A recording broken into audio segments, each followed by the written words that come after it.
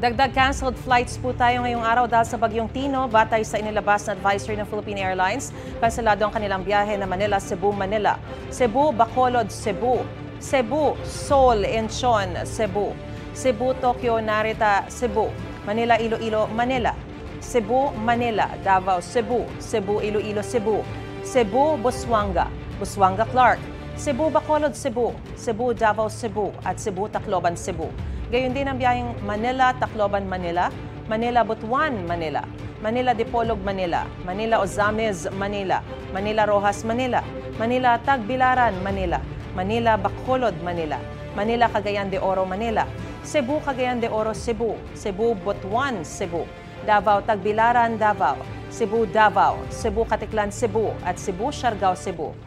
Cancel din ang flights na Cebu, Catarman, Cebu, Manila, Busuanga, Manila, Manila, Dumaguete, Manila, Manila, Tagbilaran, Manila, Manila, Antique, Manila, Cebu, Ozamis, Cebu, Manila, Caticlan, Manila, Cebu, Puerto Princesa, Cebu, at Cebu, Zamboanga, Cebu. Pati na ang mga biyaheng Cebu, General Santos, Cebu, Siargao, Cebu, Clark, Siargao, Clark, Manila, Siargao, Manila, at Manila, Caticlan, Manila. Gusto mo bang mauna sa mga balita? Mag-subscribe na sa GMA Integrated News sa YouTube at tumutok sa unang balita.